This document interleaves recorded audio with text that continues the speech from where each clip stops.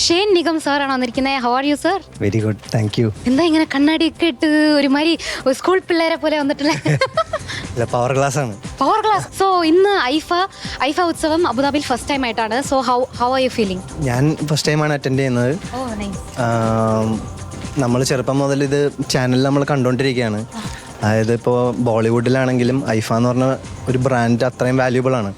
അപ്പോൾ ചെറുപ്പം മുതൽ കണ്ടുകൊണ്ടിരിക്കുന്ന ഒരു ഷോയിൽ ഇന്ന് പെർഫോമും ചെയ്യുന്നുണ്ട്.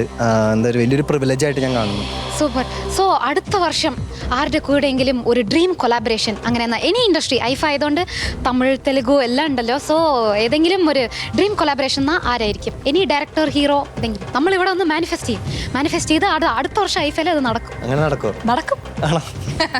എന്നാ ശരി, എസ് രാജമൗലി കുറവാക്കുന്നുണ്ടല്ലോ. S Rajamouli sir. Thank you. അതും സാറുടെ നീല നിലവേ സോങ് തമിഴ്നാട്ടിലൊക്കെ ഭയങ്കര ഹിറ്റാണ്. സോ അതിനെക്കുറിച്ച് എങ്ങനെ ഫീൽ ചെയ്യുന്നു? അതെ, RDX ആണ് സത്യം പറഞ്ഞു കഴിഞ്ഞാൽ ഒരു നല്ല രീതിയിലൊരു റീച്ച് എനിക്ക് തന്നത്. ഈവൻ തമിഴ്നാട്ടിൽ ഒരുപാട് പേര്, ഞാനിപ്പോൾ ഈ ഒരു സിനിമ ചെയ്തു, മദ്രാസ്കാരൻ എന്ന് പറഞ്ഞ തമിഴ് സിനിമ ഡയറക്റ്റ് ചെയ്തു ആഫ്റ്റർ RDX. അപ്പോൾ ഞാൻ അതിനുവേണ്ടി പോകുമ്പോൾ പലരുടെയും റിംഗ് ടോൺ പോലും അവിടെ നീല നിലവേ. അപ്പോൾ അതെല്ലാം കേൾക്കുമ്പോൾ ഭയങ്കര സന്തോഷം.